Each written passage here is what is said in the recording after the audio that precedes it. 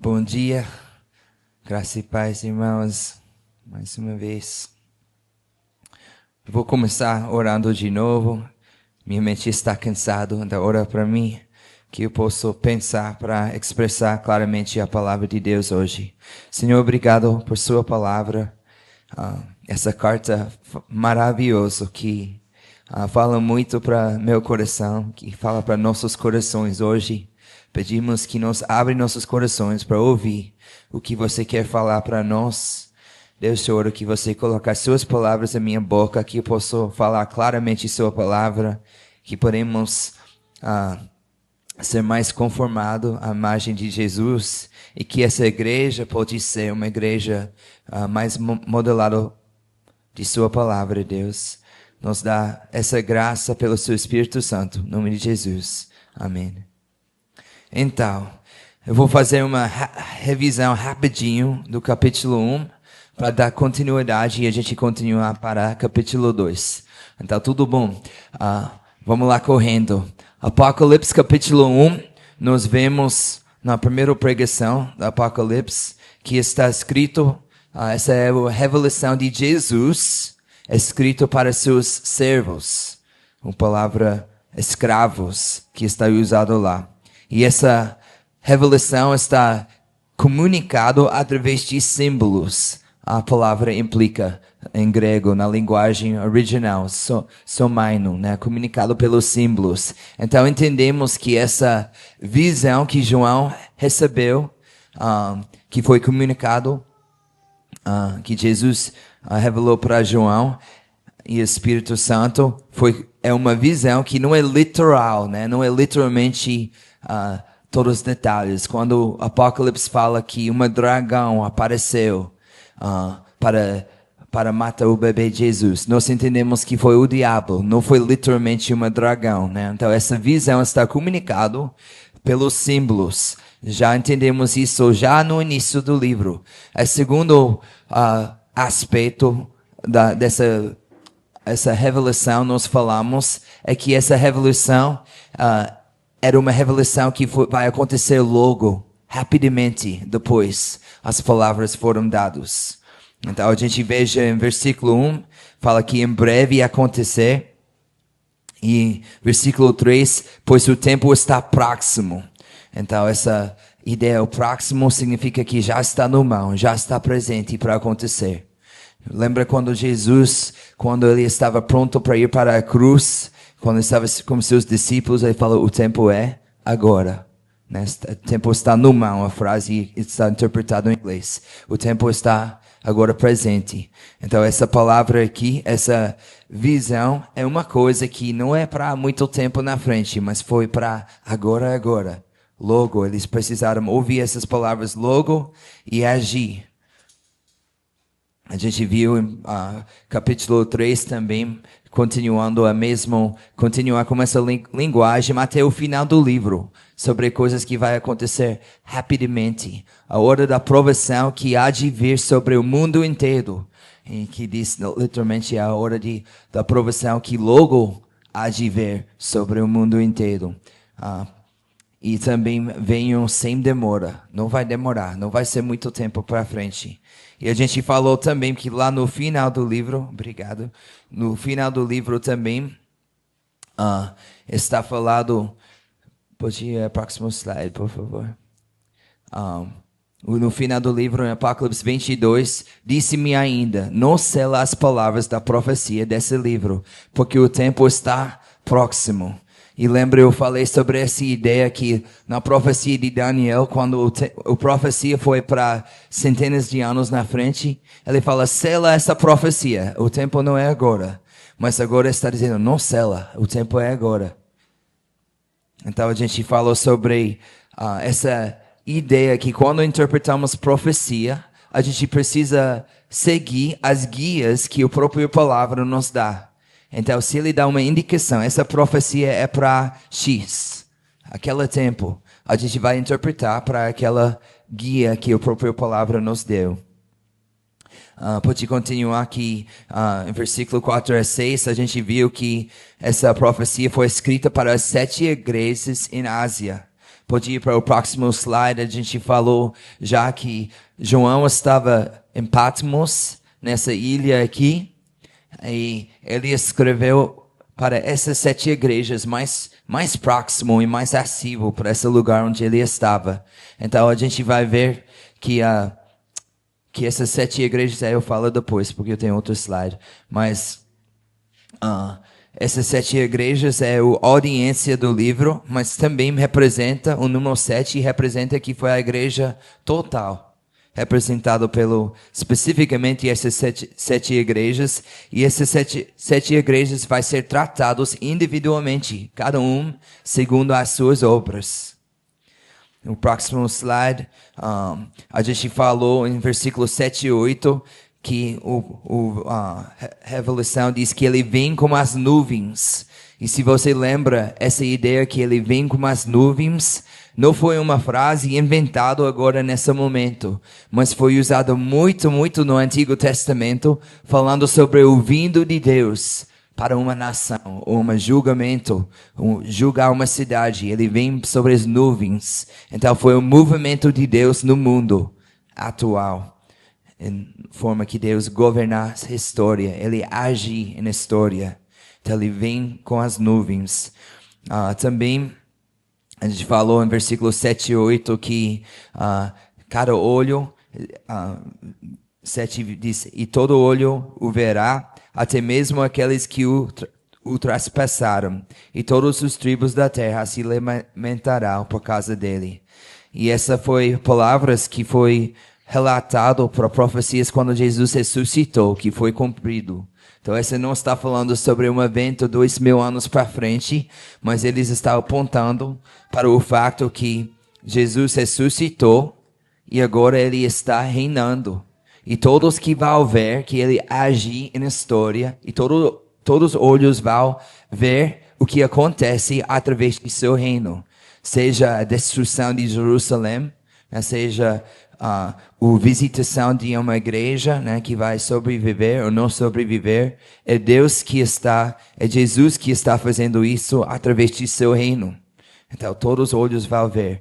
Versículo 9, a gente viu que João diz que ele é o companheiro na tribulação. Então a tribulação não foi falando sobre uma tribulação 2000 anos no futuro. Ele estava falando sobre uma tribulação que foi presente naquele momento que a igreja estava sofrendo. E você sabe que todos os discípulos, menos do que João, foram assassinados. Morreu por causa de sua fé, segundo a tradição da igreja, o que nós entendemos, o melhor que nós entendemos. Então, temos esse contexto, vai para o próximo slide, Lucas 21, 12 a 13. Foi profetizado pelo Jesus, antes, porém, de todas essas coisas, vocês serão presos e perseguidos. Vocês serão entregues às sinagogas e lançados nas prisões. Serão levados à presença de reis e de governadores por causa de meu nome. Isso acontecerá para que vocês deem testemunho. Então a gente vai ver no Apocalipse o livro onde a igreja está chamada para dar testemunho para a fé. E eles vão ser perseguidos por esse testemunho. Mas é somente os dores de parto, porque a igreja estava nascendo. E foi profetizado que vai nascer através de essas dores de parto. Então essa foi a realidade daquela geração com quem foi escrito, que estava sofrendo por causa da sua fé. Eu não quero entrar muito nisso, eu quero esclarecer uma coisa, que eu entendo que existe 2 interpretações de Apocalipse muito diferentes, Tem um que leva todas essas coisas para o futuro, o livro inteiro, e acredita o seguinte, Tem uma interpretação que diz que agora é o tempo da igreja, então a tribulação vai acontecer depois, no final dos tempos, no final, e Jesus vai voltar, e quando Jesus voltará, ele vai começar seu reino. Então essa ideia é pré-milênio, O pré-milênio está falando sobre a volta de Jesus. né? O milênio é depois a volta de Jesus.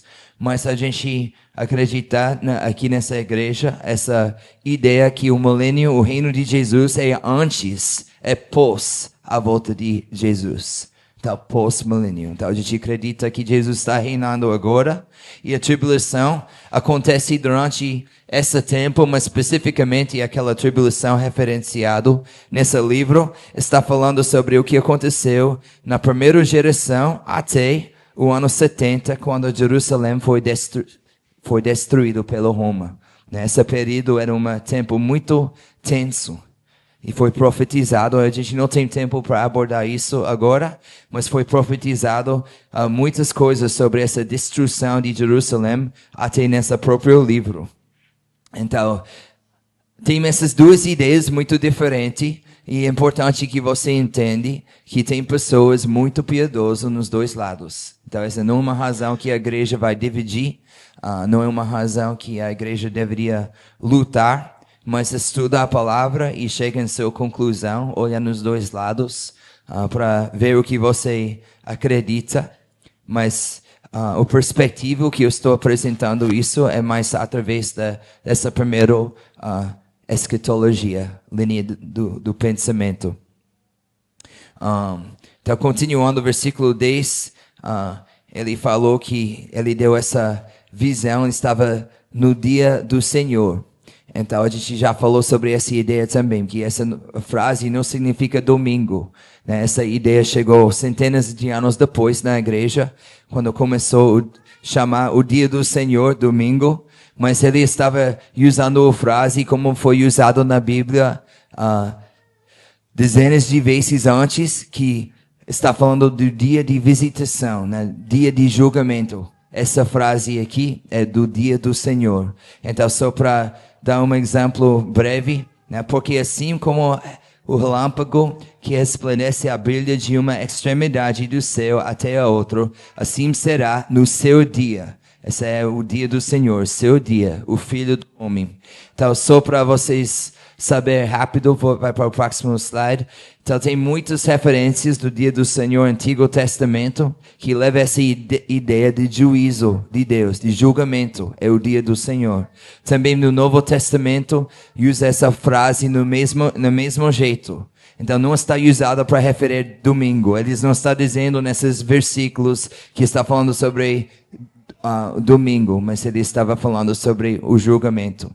Então, por isso, eu acredito que nesse contexto, ele não está dizendo, estava domingo e eu recebi uma visão, mas ele estava no dia do visita de Deus, que Deus estava deixando ele ver esse juízo de Deus, vamos dizer. Versículo 12,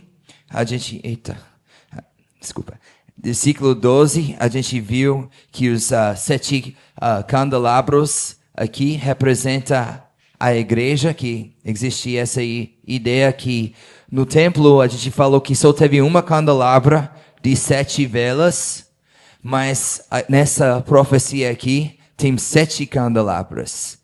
Então, 7 vezes 7. Então, agora é como mais completo do que o templo antigo, o novo templo, é o plenitude da igreja, vamos dizer, que representa os candelabros, é mais realizado agora nessa nova aliança. Pode ir vai para o próximo slide também. A gente viu que nessa revelação, nessa visão que João recebeu, nós vemos que ele estava vestido como um sacerdote. Você lembra isso? A gente falou que ele estava naquela área dos santos. Você pode ir para o próximo slide, por favor? No santo lugar, né? Que a gente tem o altar de incenso, a gente tem os candelabros e a gente tem a mesa dos pais. E Jesus está vestido como o sacerdote, né? Na roupa do sacerdote, ele está ministrando os serviços cerimoniais como se fosse Antigo Testamento, mas é Novo Testamento, essa nova aliança, e agora Jesus está cumprindo as funções do sacerdote. Então essa imagem, essa visão é para ser entendido através reconhecendo que o autor está ligando, na verdade é Deus, o autor, que está ligando a ideia do Antigo Testamento, o sistema de cerimoniais, que agora está sendo cumprido na forma melhor e mais bonito, através do próprio Jesus. No final do livro, né, a gente vai ver que a roupa do sacerdote está manchada com sangue. Então é como ele mesmo ofereceu o sacrifício, que a gente vai ver no final do livro. Se Deus permite que a gente chegue lá, é muito longe de capítulo 3. Mas versículo 19, estou terminando essa resumir aqui. A gente viu que está escrito para, a palavra usada anjos, mas para os mensageiros. Então, as cartas estão escritas para os mensageiros que são os pastores. Não é literalmente anjos, mas mensageiros da igreja. Então, os estudos entendem essa frase que está escrita para os pastores. Mas a gente vai ver hoje que essa aplica para toda a igreja para ouvir. Quem tem ouvido, ouvir. Então, mas tecnicamente está endereçados para os pastores da igreja. Então, esse foi um resumo rápido do capítulo 1. Se você não estava conosco, eu espero que essa ajude a dar um pouco de contexto. Então agora a gente vai uma introdução breve para os 7 cartas. Então começando com Éfeso, uma coisa interessante. Essas 7 cartas, a ordem vai seguir, se você vai para o próximo aqui, vai em sequência. Essas 7 igrejas, ele vai começar aqui, ele vai seguir como relógio no círculo. Falando, o próximo vai ser Esmirna, Pérgamo, Thyatira, Sardis, Filadélfia e finalmente Laodicea. Então, esse livro está escrito nessa ordem. E todos esses países aqui estão localizados, não pode localizado aqui na região de Turquia, você chama, né? Turquia. Então,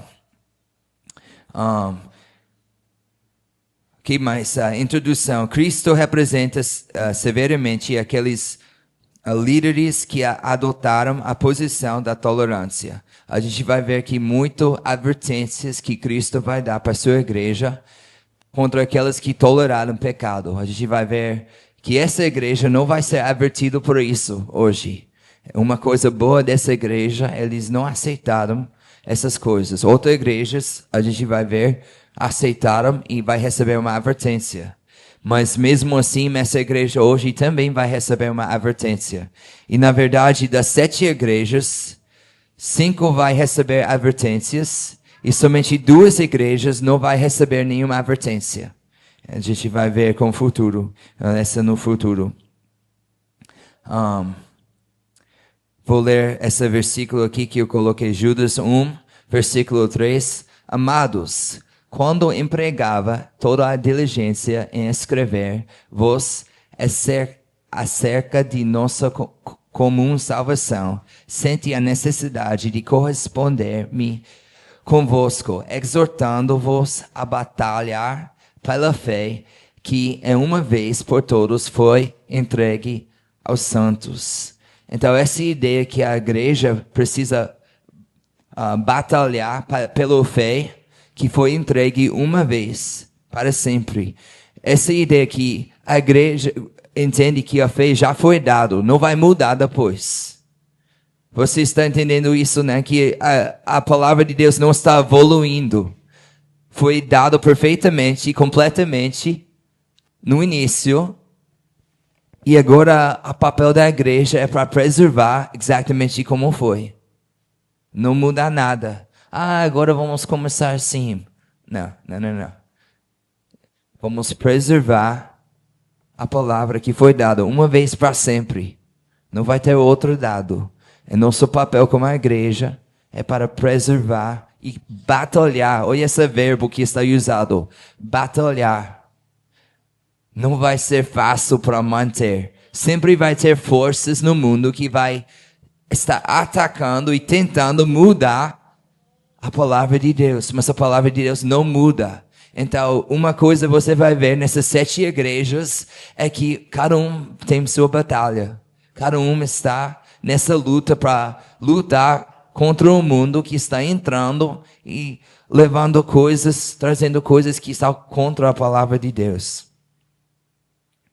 E finalmente, os dois igrejas, eu falei somente dois, não receberam advertências, a gente vai ver mais no futuro, mas era Esmirna e Filadélfia. E essas duas igrejas eram aquelas mais perseguidas. Olha aqui, 5 das 7 igrejas receberam advertências. E as dois que não receberam, eram as duas igrejas que eram mais sofrendo, mais perseguidos. A gente precisa tomar cuidado, né? Para não comprometer nossos valores, para ser mais aceitado pelo mundo. Porque mais que a gente... É uma grande tentação para a igreja, para mudar a mensagem, ou ter compromissos em sua mensagem, para não ser perseguido pelo mundo. A Gabriela e a Andresa sabem que seria mais fácil para não postar sobre Burger King.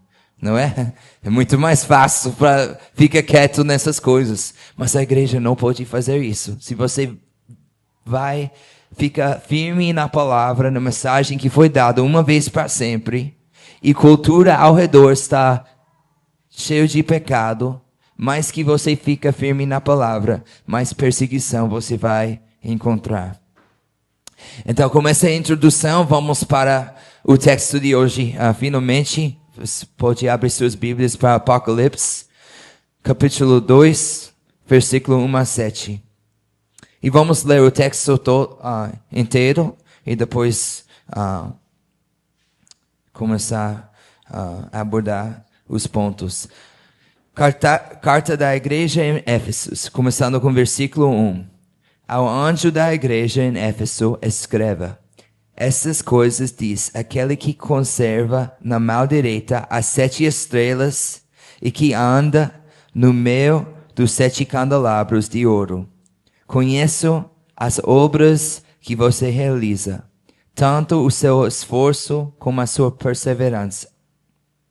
Sei que você não pode suportar os maus e que pôs à prova os que se declaram apóstolos e não são, e descobriu que são mentirosos.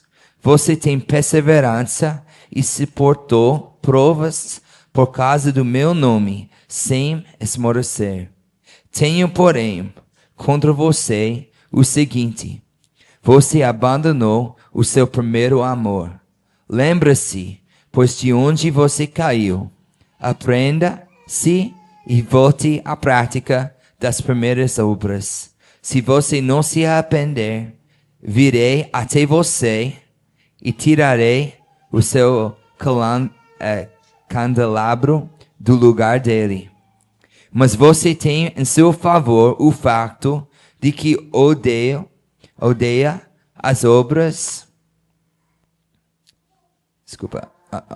dos Nicolaítas, as quais eu também odeio. Quem tem ouvidos, ouça o que o Espírito diz às igrejas. Ao vencedor darei o direito de se alimentar da árvore da vida, que se encontra no paraíso de Deus. Esse é o nosso texto para hoje. Eu vou orar mais uma vez, que Deus fala com nossos corações. Deus, esse texto é maravilhoso. Eu quero orar agora para essa igreja.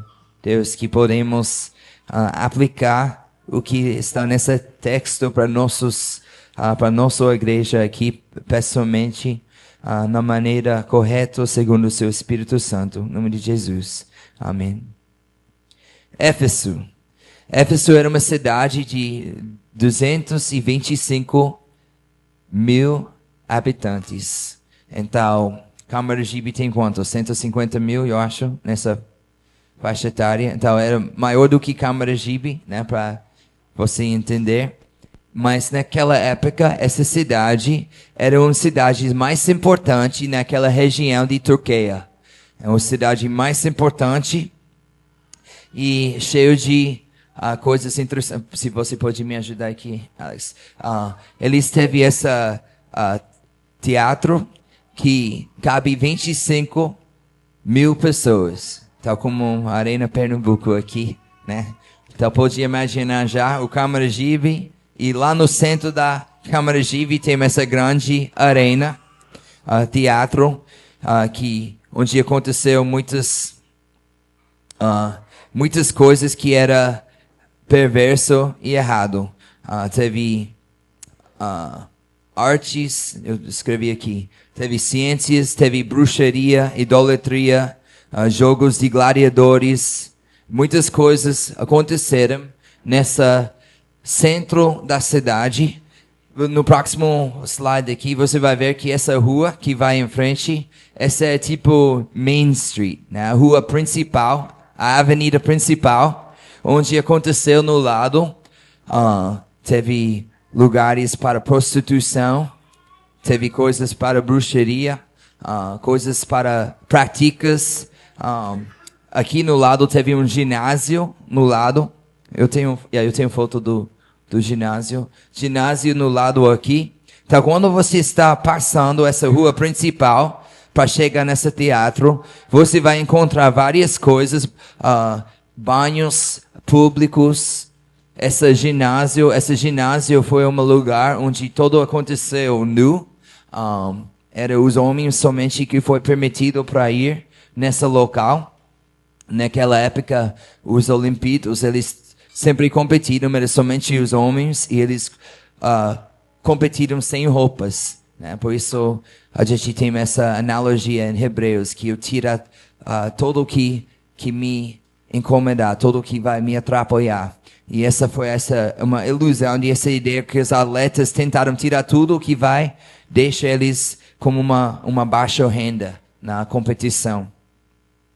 Mas não era imoral por causa do fato que eles treinaram dessa maneira. Mas além do que isso, naquela época foi praticado muito a homossexualidade, mas não somente isso, mas pedofilia. Né? Aqueles que eram mais ricos, era comum que eles tivessem uma menina de menor idade, eu não quero falar em detalhes, mas que ficou ligado com essa rapaz, essa pessoa. Então, para muitos anos é interessante, e o que eu li é que Roma rejeitou esses ginásios para muitos anos. Então, Grécia era mais perverso do que Roma. Roma, mesmo que não era crente, mesmo que era imoral, era muito mais moral do que Grécia. Até Roma começou a degradar. Então, no tempo de Nero, eles estavam igual com Grécia.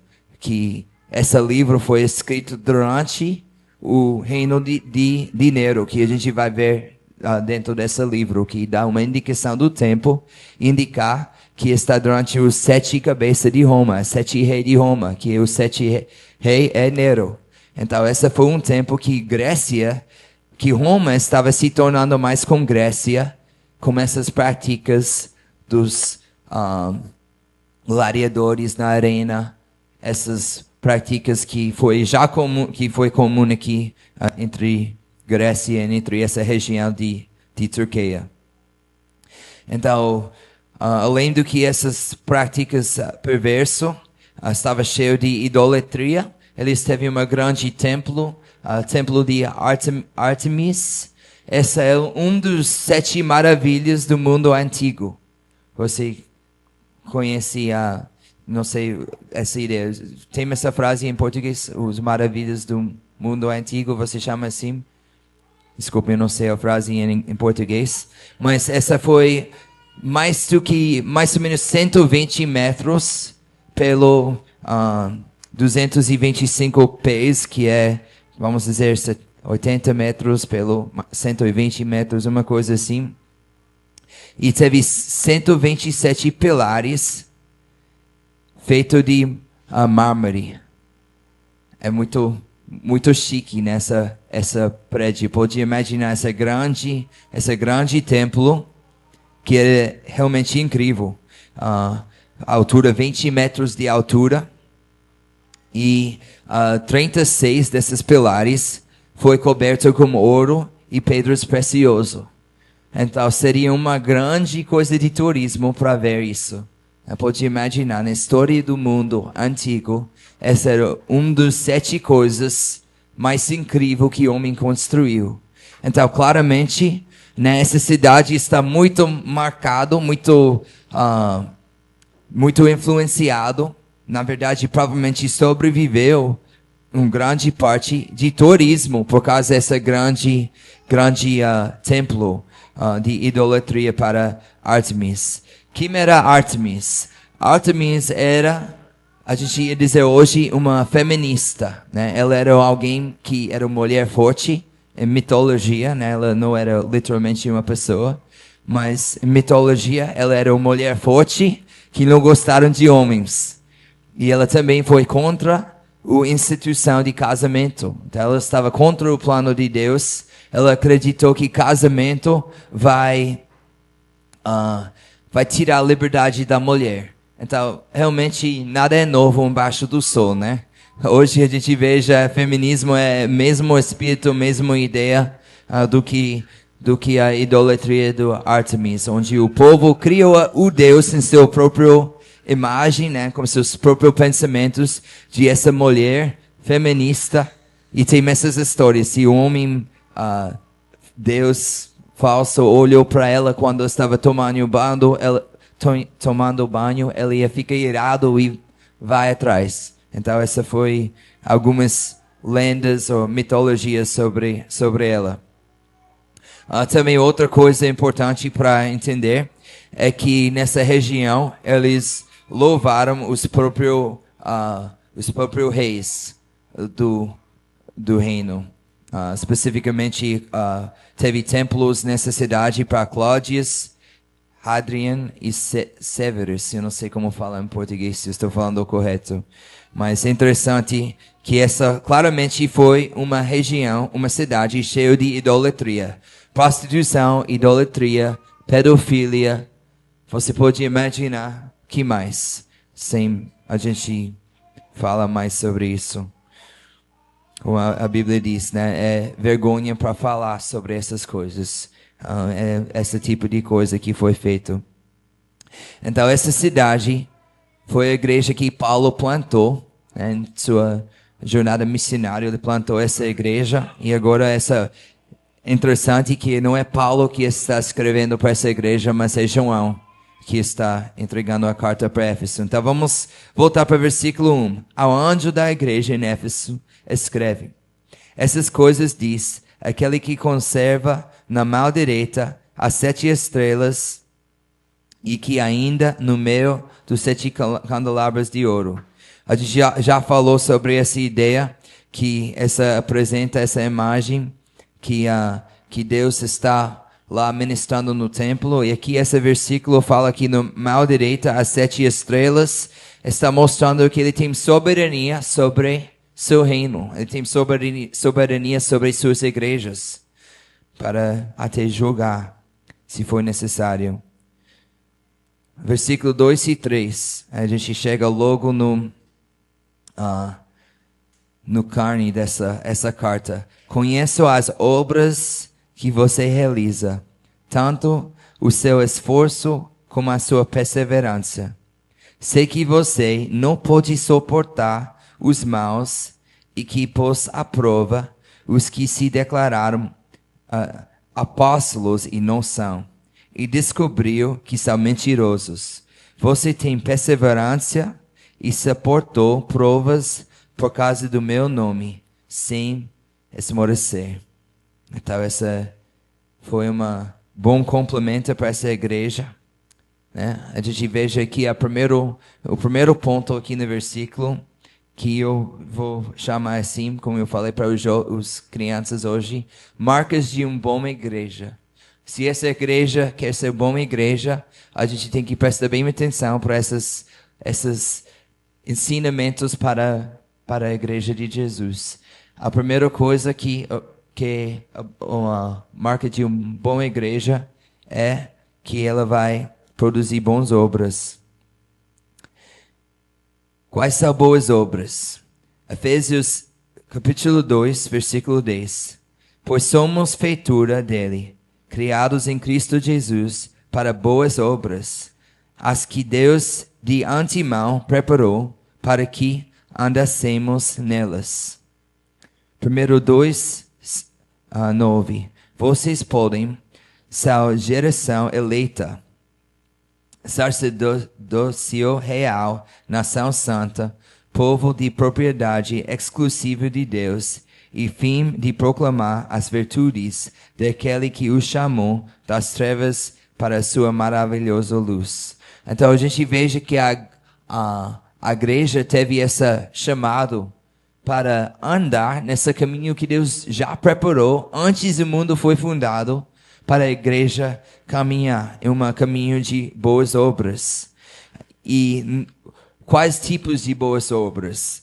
A gente veja que essa categoria é meio geral, meio largo, mas boas obras inclui, número 1, atos de misericórdia e caridade, né? Ajudar os pobres, cuidar dos necessitados.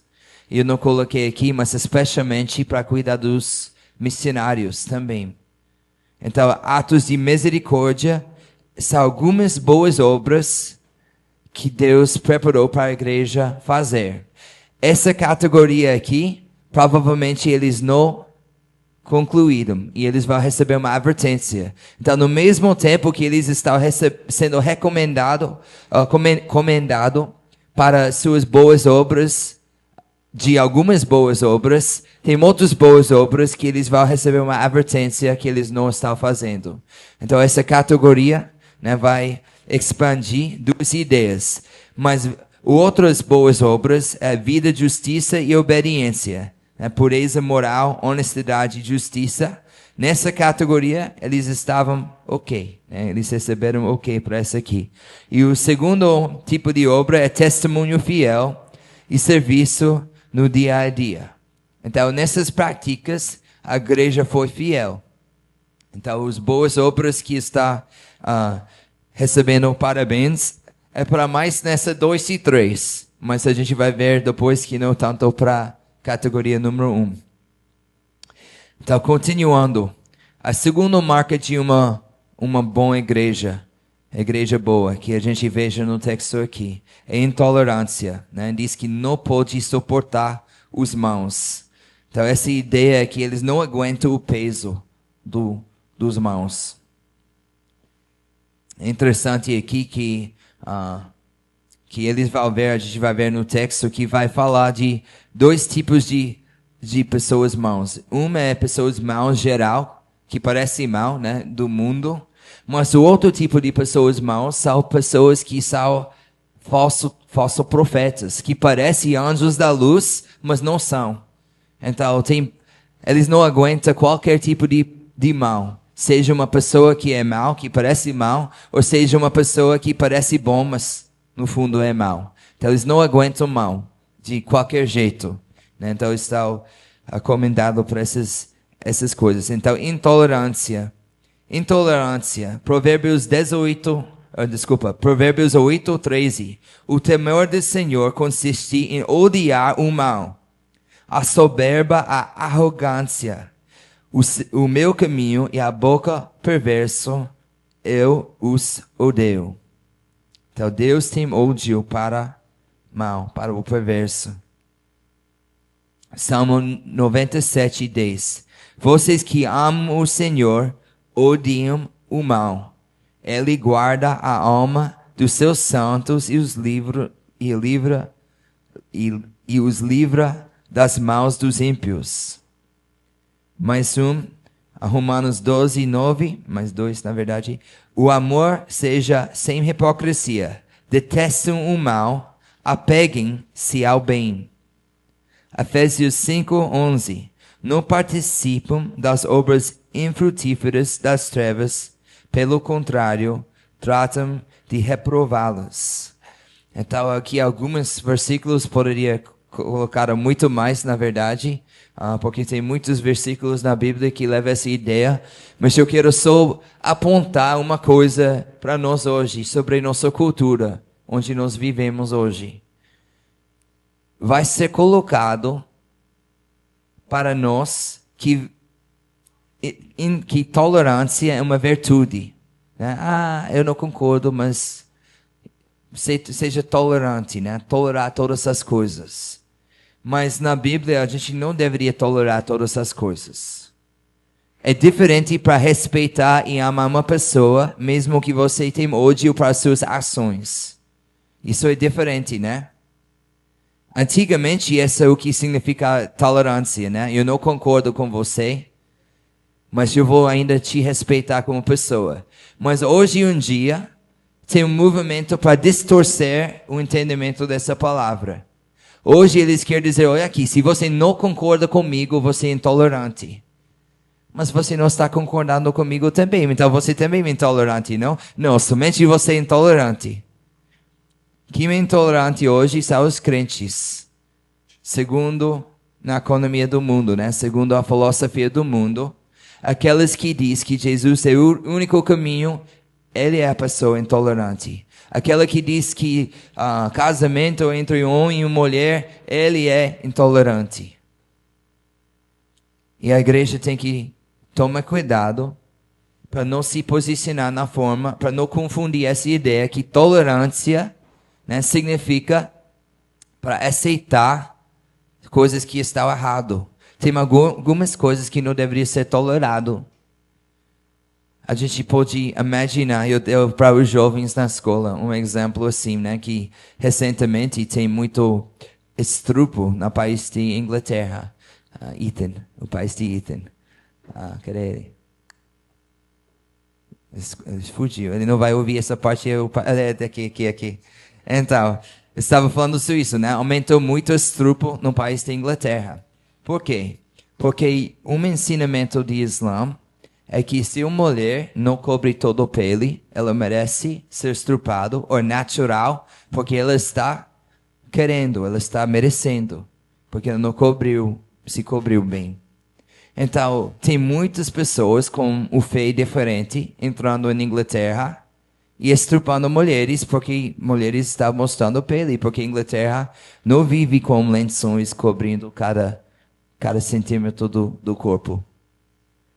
Então, Inglaterra precisa ser um país muito tolerante, né? Tem que tolerar essas outras crenças. Sim ou não? É absurdo, né? A gente precisa tolerar estupro no nosso país. Então, a gente precisa tomar cuidado para entender o que a Bíblia não fala como tolerância, como virtude, como uma coisa boa. É uma coisa muito ruim, especialmente na igreja, se a igreja não fica firme na palavra, o que é verdade e correto, a igreja para de ser sal e luz. Somos chamados para ser sal. Sal fez o quê? Preservar a sociedade. Luz fez o quê? Iluminar a sociedade. Se a gente para de ser sal e luz, a gente não tem propósito mais no mundo. Olha aqui, a candelabra vai ser removido. Porque não está sendo luz mais.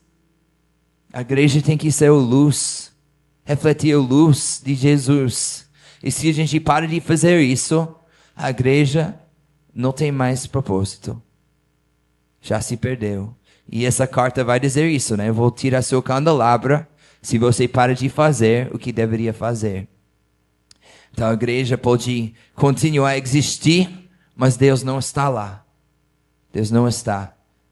Se eles rejeitar a palavra de Deus. Então a segunda marca de uma igreja boa é a igreja tem que ser intolerante. Vamos olhar aqui mais um versículo aqui, 1 Coríntios 5, 1 e 2 primeiro, depois eu vou pular para versículo 6. Geralmente se ouve que há entre vocês imoralidade, imoralidade tal como nem mesmo entre os gentios, a saber, haver quem se atreva a possuir a mulher de seu próprio pai. E vocês andam cheios de orgulho, e não chegaste a lamentar, para que fosse tirado do meio de vocês quem cometeu tal ação. Não é boa a jactância de vocês. Vocês não sabem que um pouco de fermento levada à massa toda. Então a gente entende que dentro da igreja, se a igreja não praticar disciplina, né? Uma parte da igreja intolerante é uma igreja que pratica disciplina na igreja. Uma igreja que não pratica disciplina, pessoas podem viver em imoralidade e a igreja não fala nada. Eu não quero que eles vá embora e parem de pagar o dízimo. Deixa eles vendo no jeito que eles estão, tomando Santa Ceia, pensando que eles estão juntos no corpo de Cristo. E talvez Deus vai trazer convicção para o coração deles depois. Mas qual é o problema com isso? Eles estão mais e mais confortáveis no seu pecado e nem veem a necessidade de se arrepender depois. A consciência está sendo calmada. A igreja não pode fazer isso, né? A igreja tem que ser intolerante. Isso não significa que a igreja está sem amor. A gente vai ver isso depois hoje. A igreja tem que estar com amor.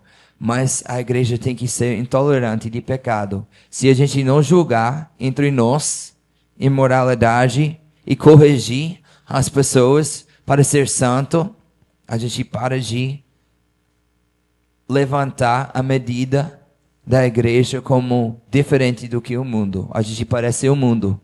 E a gente não somos mais o igreja de Cristo. Terceiro ponto que a gente veja aqui, nesses versículos aqui, é o marco de igreja boa é uma igreja que é zeloso para a doutrina.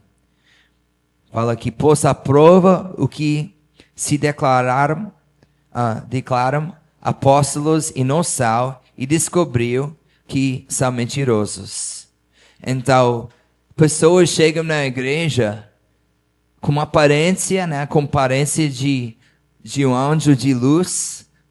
Tem muitas pessoas que chegam na igreja, que levam a Bíblia no mão, que vestem bem, com roupa boa, e agem como eles são muito santos. Deus me deu uma palavra, e a igreja rapidamente abre o púlpito para qualquer pessoa chegar e falar. E não conhece bem, não conhece a teologia da pessoa, e a igreja tem que tomar cuidado para esse púlpito seja um lugar que a palavra de Deus está ensinada corretamente, né, segundo a intenção de Deus original. Então, essa igreja foi comendada por esse fato que eles não toleraram essas pessoas que chegaram agindo como eles eram apóstolos. Olha aqui, os apóstolos, eu não vou tomar tempo agora, mas a gente sabe que Paulo falou que ele foi o último apóstolo. Ele nasceu fora do tempo. Por quê? Ele foi o único que caminhou com Jesus em seu ministério público na terra. Então, Jesus, uma qualificação de ser apóstolo era aquela que andava com Jesus em seu ministério. E só teve 12, né? Depois Judas se focou, eles escolheram Matias, você chama? Para tomar o lugar de Judas. Mas tem pessoas chegando com um nome que são apóstolos. E eles investigaram, eles questionaram, eles viram que a teologia não era alinhado verdadeiramente com o evangelho puro. E eles foram rejeitados. Então essa foi uma coisa boa. Atos 20, 28 a 31. Cuidam de vocês mesmos e de todo o rebanho sobre o qual o Espírito Santo os colocou como os bispos, para pastorear a igreja de Deus, a qual ele comprou com seu próprio sangue. Eu sei que, depois da minha partida, entre vocês penetrarão lobos vorozes, que não pouparão o rebanho, e que dentre vocês mesmo se levantarão homens falando coisas pervertidas para arrastar os discípulos atrás deles. Portanto, vigiem, lembrando-se de que durante 3 anos, noite e dia, não cessei de admoestar com lágrimas cada um de vocês. Então aqui Paulo está escrevendo para Éfeso, para essa cidade na carta que João está escrito.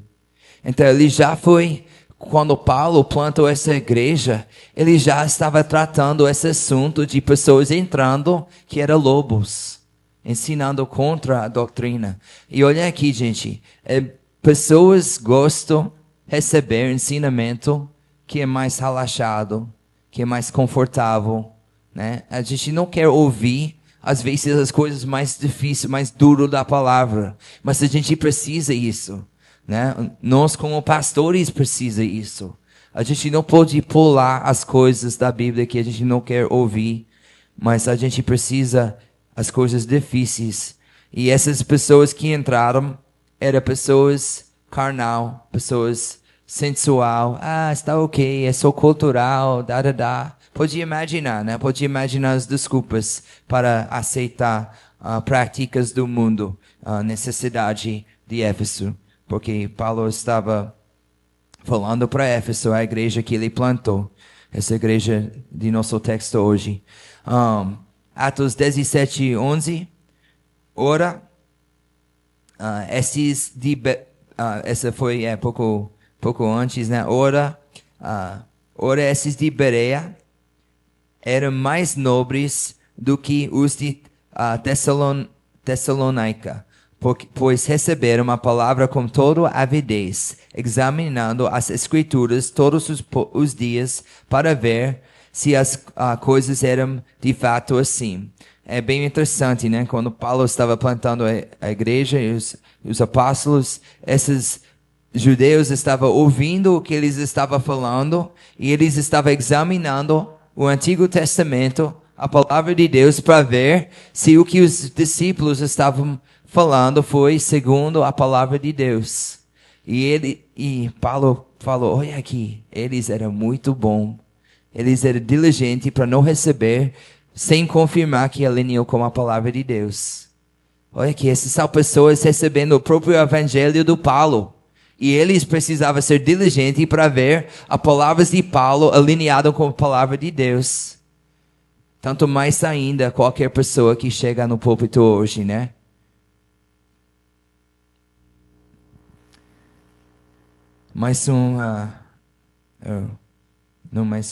O próximo versículo, 2 João, capítulo 1, versículo 10 a 11.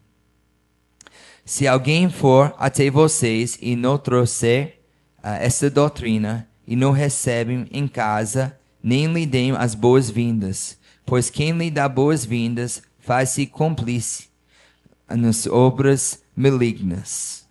Então aqui tem uma ordem, né, para aquelas que estão trazendo essas doutrinas ruins, para nem receber em casa, não participar. Essa é diferente, né, do que alguém que não é salvo, que você quer alcançar. Mas isso é alguém que está querendo propagar na igreja de Jesus coisas que estão contra a doutrina correta. 2 João 9 a 11. É a mesma coisa. Eu botei a mesma coisa aqui.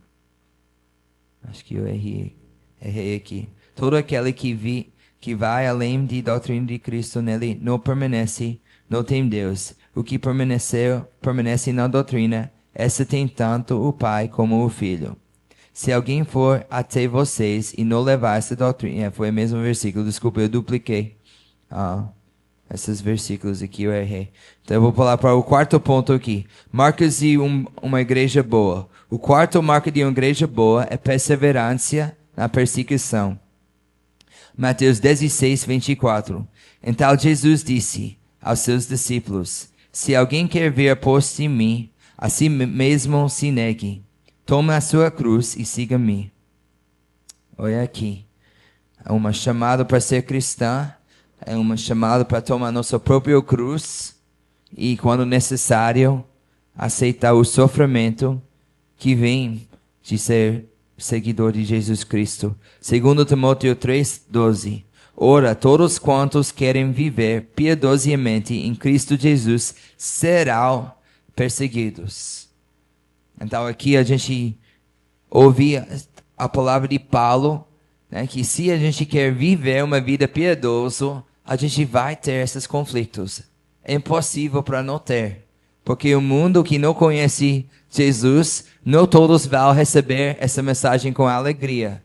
Então, naturalmente, vai gerar um conflito e vai gerar uma perseguição.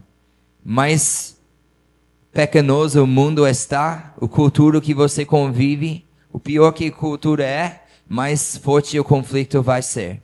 Então, quando você começar a ter medo para falar a verdade em sua cultura, é um sinal que sua cultura está mais longe da palavra de Deus.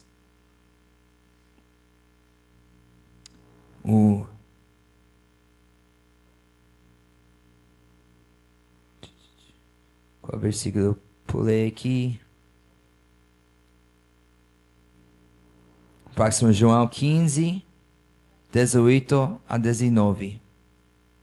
Se o mundo odiar vocês, sabem que antes de odiar vocês, odiou a mim. Se vocês fossem do mundo, o mundo amarei o que era seu. Todavia, vocês não são do mundo, pelo contrário, dele eu os escolhi, por isso o mundo odeia vocês.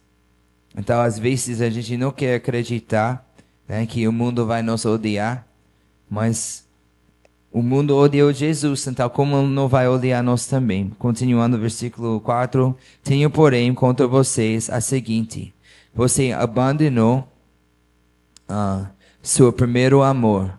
Lembra-se, pois, de onde você caiu. Arrepende-se e volte à prática das primeiras obras. Se você não se arrepender, virei até vocês e tirarei o seu candelabro do lugar dele. Então, depois ouvindo essas afirmações da igreja, né, uma igreja que era fiel, fazendo boas obras, não tolerou pecado, estava zeloso por doutrina, e agora ela vai receber uma advertência que ela parou de amar como eles amaram no início. Uma igreja pode começar bom e com o tempo esfriar. Pode acontecer, não é? Naturalmente. Então, eles precisam arrepender, porque uma coisa que eles fizeram no início, eles não estavam fazendo mais. Essa frase é interessante na linguagem, no grego, que diz que eles, como está escrito aqui, está dizendo que você abandonou o seu primeiro amor. A gente pensa, você abandonou seu primeiro amor, era Jesus. Você abandonou Jesus. E na verdade a linguagem é um pouco diferente. É pouco mais como o amor o amor do primeiro. O amor que você teve no primeiro. Então, podemos aplicar nessa forma, na verdade, porque tudo o que nós fazemos vem de amor de Deus. Se a gente ama nosso próximo, a gente faz isso por causa do amor de Deus. E a gente não pode amar nosso próximo se a gente não ama Deus, né? A palavra diz que você ama Deus e tem ódio para seu irmão, você é mentiroso. Então a gente entende que mesmo assim, né, nessa interpretação, não é errado, aplica do mesmo jeito, mas provavelmente a ideia do texto é mais o amor que você teve no início, você não tem mais agora. E muitos estudos estão pensando, né, especificamente que tem no livro de 3 João uma carta que também está escrita para Éfeso, algumas coisas acontecendo que provavelmente essa carta estava referindo. Então vamos para essa carta para entender um pouco mais a situação que estava acontecendo dentro dessa igreja e que talvez as obras que esfriou que Jesus estava referindo nessa revelação. Então, 3 João.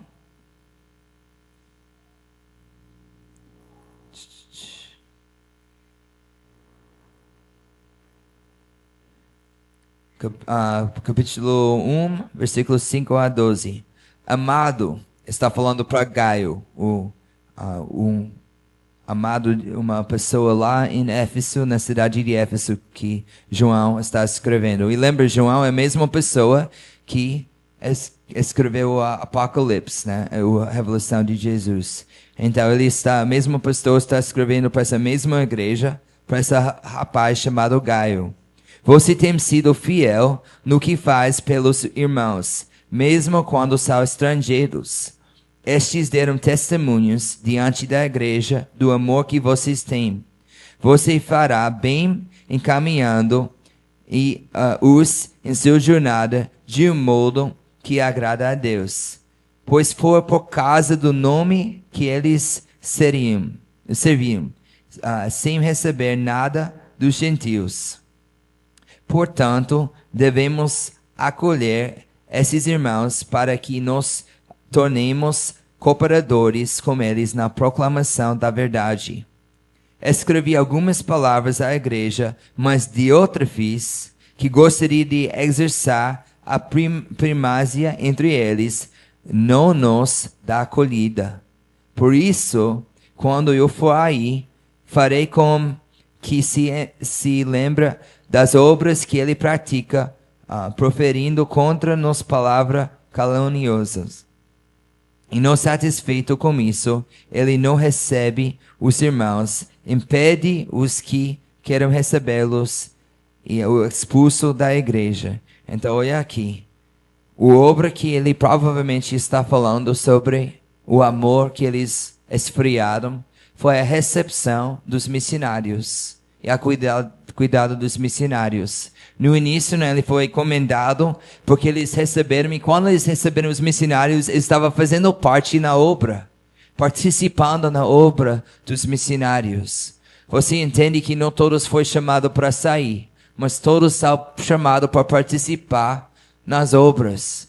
E os missionários foram sustentados porque eles receberam casa e comida na casa dos irmãos. Então, imagina um irmão que não vai abrir sua casa e abrir sua mesa para aqueles que estão fazendo obra.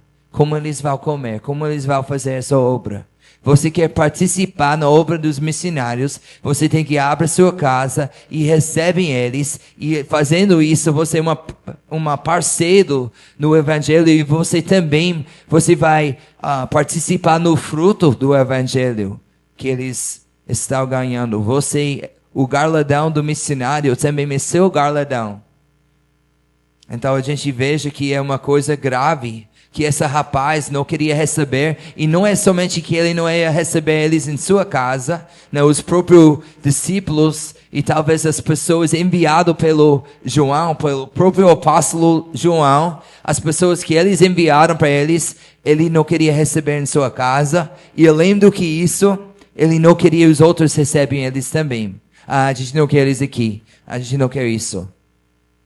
Então, olha aqui, uma igreja que tem uma palavra, zeloso para a palavra, uma igreja que é fiel, piedoso, quer obedecer a palavra em muitos aspectos, não tolerar pecado, ser zeloso por doutrina, mas não tem hospitalidade para os missionários.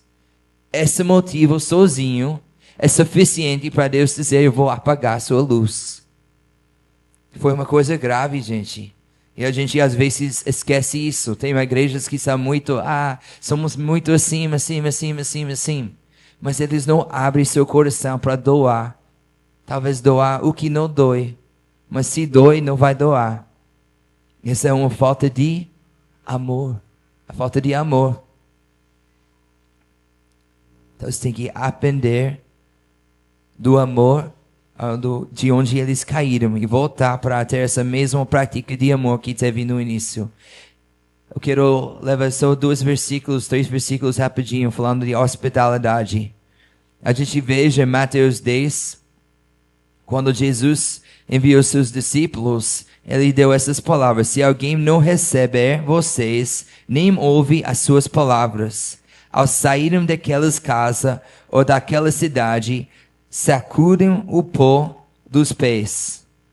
Então, olha aqui. Se alguém não recebe vocês e não recebe sua palavra, limpa, tira o pó de seus pés e vai embora. Eles não são dignos. Marcos 6, 11, Lucas 9. Todos esses versículos aqui contam da mesma coisa, né? Todos os 3 evangelhos contam essa história. Você lembra também, eu não sei se eu coloquei aqui ou não. Eu não coloquei, então eu vou falar. Você lembra quando Jesus, seus olhos estavam fixos para Jerusalém e passaram os samaritanos que não receberam eles em casa, e os apóstolos eram tão indignados, ele falou para Jesus, vamos chamar fogo do céu. Eles ficam tão ofendidos por causa da falta de hospitalidade. Então a gente veja no Novo Testamento que essa prática de hospitalidade era essencial. Não era somente uma boa ideia, né? Era uma coisa essencial para a propagação do Evangelho. E a gente pode ver hoje, né, que essa relata para nosso sacrifício para missionários. 3 João 5 a 12. Amado, não imite o que é mau, e sim o que é bom. Quem praticou o bem procede de Deus. Quem praticou o mal jamais viu a Deus. Quanto a Demétrio, todos dão bom testemunho dele, até a própria verdade. E nós também damos testemunho, e vocês sabem que o nosso testemunho é verdadeiro. Então, essa rapaz aqui, terminando a carta de João. Apocalipse 1, versículo 6. Mas vocês têm a seu favor o fato de que odeia os obras dos Nicolaítas, as quais eu também odeio. Olha que interessante. Depois que eles estão advertidos para a falta de amor, eles agora vai ser comendado para ter ódio para o que é, para ter ódio, né? Aqui você não tem amor. Aqui é bom porque você tem ódio. É meio engraçado esse contraste, né? Mas esse deveria servir para nós entender, como uma igreja, que a gente precisa ter os dois: intolerância de pecado e, no mesmo tempo, amor. Eles foi comendado porque eles teve ódio para os Nicolaítas. Quem são esses Nicolaítas? Essa palavra significa vitória sobre o povo em grego, e em hebraico essa frase significa balão. Você conhece a história do Antigo Testamento de balão? Então tem essa ideia. A gente vai ver mais tarde nesse mesmo capítulo que essa referência, pouco mais detalhes, está falando sobre quem eram esses Nicolaítas, porque em outra carta essa igreja vai ser advertido porque eles aceitaram os Nicolaítas, que essa igreja Éfeso está rejeitando. Então vamos ler aqui, versículo 14, pular para baixo para versículo 14 e 15. Tenho todavia contra vocês algumas coisas que você tem aí, os que seguem a doutrina de Balaão, e que ensinava Balaque a amar ciladas diante dos filhos de Israel, para que comessem coisas sacrificadas aos ídolos e praticassem a prostituição. Assim você também tem alguns que, da mesma forma, seguiam a doutrina dos Nicolaítas.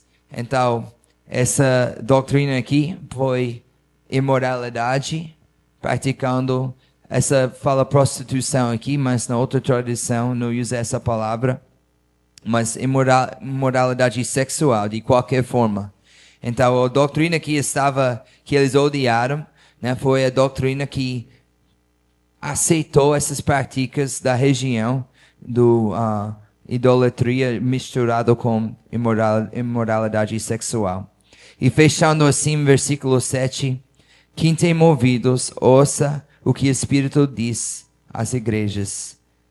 Ao vencedor darei o direito de se alimentar da árvore da vida, que se encontra no paraíso de Deus.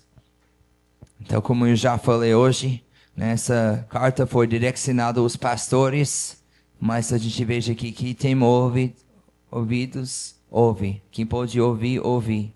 Essa carta é para nós, até nós hoje. Amém? E o parte final, o parte mais lindo, né? Que essa igreja precisa arrepender de sua falta de amor em cuidando dos missionários, provavelmente, né? O amor que faltou, segundo essa carta do 3 João. Mas as outras coisas eles eram fiel. Então eles têm que ser fiel em todas as coisas. E a promessa bonita, né? Que eles vão comer do árvore. E essa frase aqui que se encontra no paraíso de Deus. Essa profecia está levando de volta essa imagem do Éden, o paraíso. E a gente também tem essa promessa de paraíso restaurado, de volta no céu com Deus, onde tudo vai ser restaurado. Quero só refletir por um momento e orar para fechar aqui. Mas essa igreja é um bom exemplo para nós, né? Que a gente pode fazer tudo correto e para de agir em amor, em cuidando missionários, em propagando o evangelho, esses atos de misericórdia. E se a gente esfriar nessas coisas, a gente precisa arrepender. A gente precisa ser bom em todas essas coisas, né? Para ser fiel em todas essas coisas. A gente vai aprender muito mais através das outras igrejas, se Deus permite, no futuro. Mas para nós hoje, né, a lição principal é isso. Vamos não começar bem, dando para missionários e esfriar. Vamos não deixar a obra do evangelho para acalmar. Podemos também imaginar uma igreja começando muito evangelista e depois que cresce, para de ser evangelistas. A gente não pode parar esses atos de amor para servir aqueles que estão propagando o evangelho de Jesus Cristo. Uma coisa principal da igreja, né, que é essencial, né, não tem como comprometer esse ponto aqui. E a promessa é tão linda demais que a gente tem essa promessa do paraíso restaurado. Tudo que foi perdido no jardim é para nós de volta na vida que vem, através de Jesus Cristo e fidelidade para o nome de Jesus. Amém? Vamos orar. Senhor, obrigado por sua palavra. Obrigado, Deus, por essa profecia, essa visão, essa revelação que foi dado para João. Deus, para essa cidade que foi cheia de imoralidade. E a gente pode ver muita coisa boa nessa igreja, como eles permaneceram forte contra a doutrina ruim. Mas a gente veja também que essa igreja teve seus falhas também, como 5 dos outros 7 igrejas. E Deus, nós pedimos que, pela sua graça, pelo seu Espírito Santo, que nós podemos aprender através dessa igreja para ser mais fiel a Ti. Deus, sabendo que nossos corações têm a mesma propensidade, a mesma tendência para esfriar, para não ser fiel em todas as coisas, para ser pecadores, Deus. Eu espero e oro, Deus, que podemos, pelo seu Espírito Santo, continuar em fidelidade e servindo o Senhor com nossas vidas, com essa igreja, para a igreja cristã em Recife. Deus, que a igreja cristã pode ser uma igreja fiel à sua palavra, fiel à verdade, que não compromete nada, mas também fiel para propagar o evangelho e para dar misericórdia em amor e misericórdia para que o evangelho continue. Deus, abençoa a nossa igreja para fazer essa obra. Em nome de Jesus. Amém.